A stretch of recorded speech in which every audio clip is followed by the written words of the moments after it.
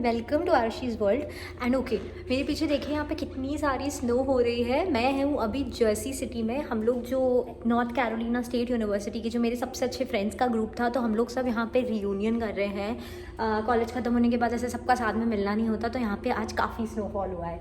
और मैं ये वीडियो कई टाइम से बनाना चाह रही थी। ये मच आस्क्ड वीडियो है, तो मैं आज के वीडियो में बात करूँगी 2024 में इंटरनेशनल स्टूडेंट्स के लिए, इंडियन स्टूडेंट्स के लिए स्पेसिफिकली जो पार्ट टाइम जॉब्स हैं उनका क्या सिनेरियो है। And like based on the current economy, काफ़ी सारे स्टूडेंट्स को ये हेजिटेशन है कि फुल टाइम जॉब तो बाद में आएगा, बट जब इनिशियली हम आएंगे तो पार्ट टाइम जॉब्स मिलना कितना डिफिकल्ट है, कैसे मिलता है, क्या क्या होता है।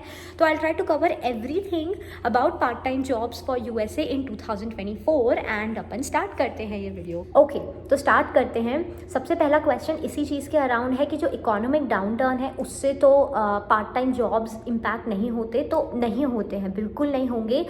उसका सबसे लॉजिकल रीज़न ये है कि बिकॉज जो पार्ट टाइम जॉब्स हैं स्टूडेंट्स के लिए, इंटरनेशनल स्टूडेंट्स के लिए, वो वैसे भी सिर्फ ऑन कैंपस अलाउड होता है।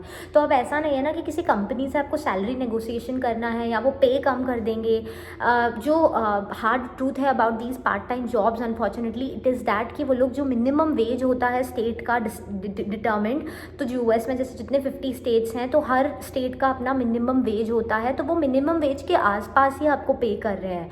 नॉर्थ कैरोलिना स्टेट में जैसे when I was doing my Barista job coffee shop में, तो शायद 8.25 या $8.5 उस समय minimum wage north Carolina state का था, तो मुझे $9.25 मिलता था। तो कितना 75 सेंट्स सिर्फ ज़्यादा मिलता था। तो इसीलिए इन सब चीज़ों में मतलब कॉलेजेस उतने ही बच्चे हायर करते हैं जितने की उन्हें ज़रूरत होती है। तो एक चीज़ है बहुत इंपॉर्टेंट कि क्योंकि the number of students has increased, जो कॉलेज को आप ज्वाइन कर रहे हैं, ये ओवरऑल यूएस में हो रहा है कि कोविड के टाइम पे स्लम्प आ गया था। इंटरनेशनल स्टूडेंट्स भी, जैसे लास्ट ईयर यहाँ पे इंडियन स्टूडेंट्स ने इवन चाइनीज़ स्टूडेंट्स का रिकॉर्ड ब्रेक कर दिया कि 60% की ग्रोथ हुई है in the Indian students who come here to US.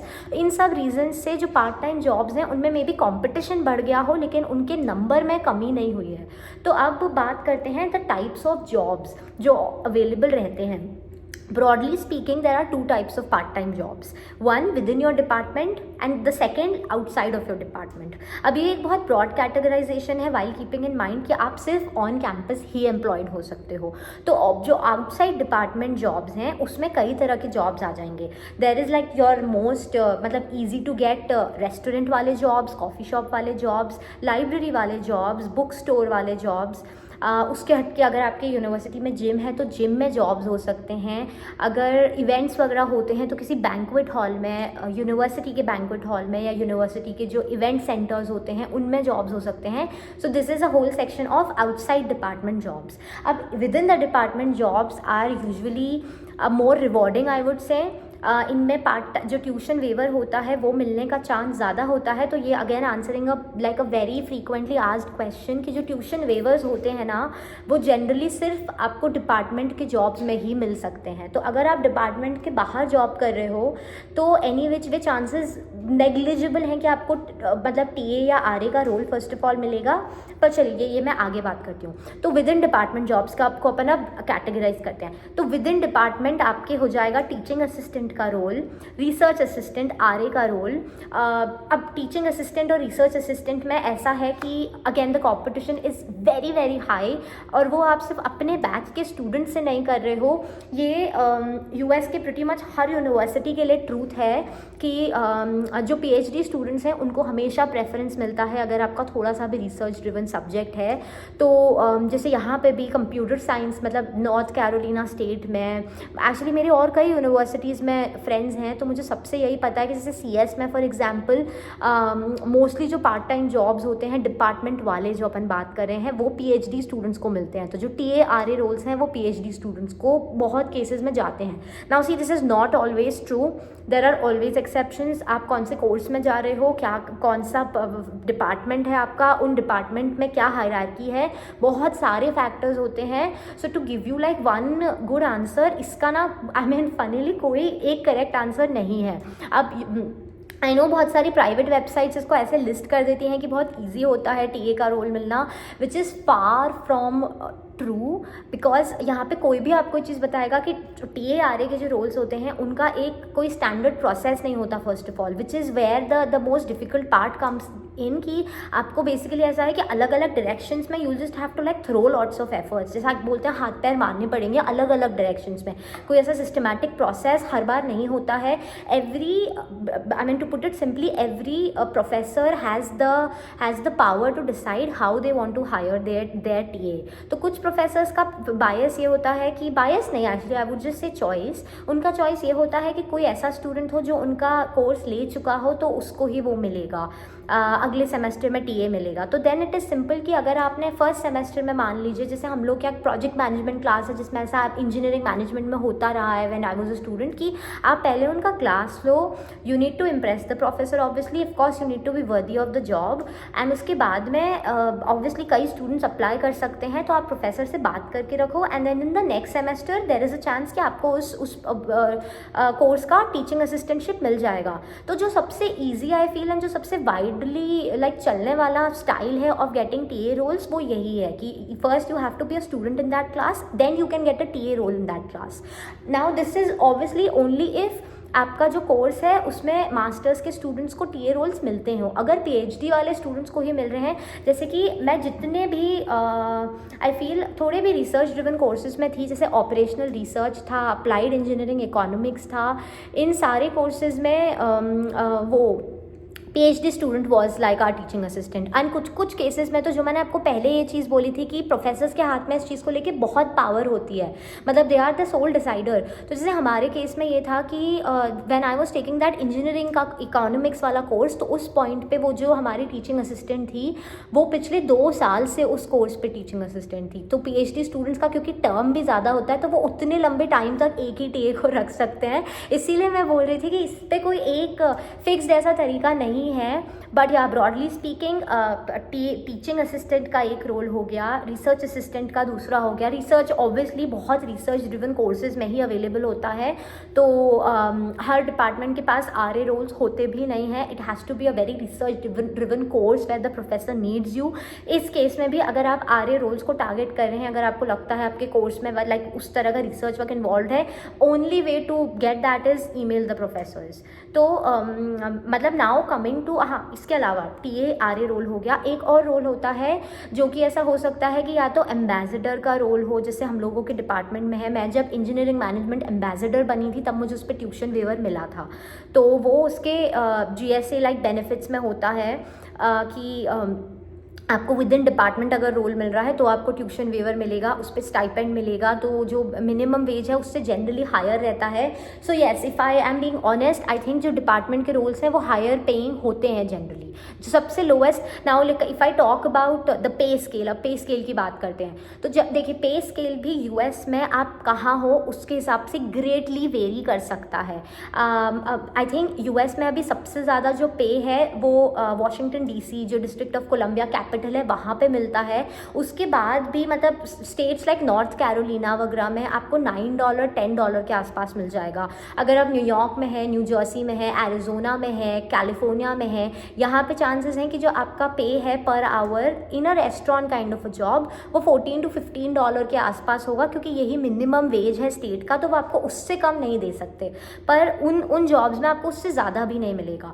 तो जो लोएस्ट पेइंग जॉब्स हो गए वो यही हो गए रेस्टोरेंट वाले जॉब्स, जो generally blue collar jobs consider किए जाते हैं ऑन द कैंपस. इनमें सबसे ज़्यादा मेहनत लगेगी, सबसे ज़्यादा थकान होगी, आपको बहुत फ्रस्ट्रेटेड और टायरिंग फील होगा, बट मेहनत करनी पड़ती है कि हाँ भाई रेंट निकालना है. पर आप रेंट निकालने लायक पैसा बना लोगे बहुत ईजीली, क्योंकि अगर आप रफली कैलकुलेट करो कि अगर आप नॉर्थ कैरोलिना या वर्जीनिया जैसे स्टेट में है जहाँ पे आप मान लीजिए आपको लाइक $10 पर आवर मिल रहा है, तो अगर आप $20 आवर्स तक इन अ वीक आपको अलाउड है, और आप मान लो चलो एकेडमिक लोड के कारण उसको 18 आवर्स 17 आवर्स तक भी कर पा रहे हो, तो ऐसा कैलकुलेट करोगे कि आपके एटलीस्ट 70 to 80% जो एक कॉस्ट हैं पर मंथ का वो आप आराम से निकाल सकते हैं इस तरह का जॉब करके. ये हो गया लोएस्ट पेइंग जॉब. इससे ऊपर आते हैं डिपार्टमेंट वाले जॉब्स. एक्चुअली इसके बीच में आई वुड से आते हैं जनरली लाइब्रेरी वाले जॉब्स, तो लाइब्रेरी का जो पे है वो जनरली $2 से $3 पर आवर ज़्यादा हो सकता है। Again it's entirely dependent on any university, इसका ऐसा कोई ब्रॉड ऐसा वो रूल नहीं है। फिर मतलब बीच में ये हो सकते हैं लाइब्रेरी, बुक स्टोर, इस तरह के इनमें। और अगर इनमें पे मान लीजिए थोड़ा सा ज़्यादा ना हो कि सिमिलर भी है लाइक अ रेस्टोरेंट, फिर भी हार्डवर्क कम है।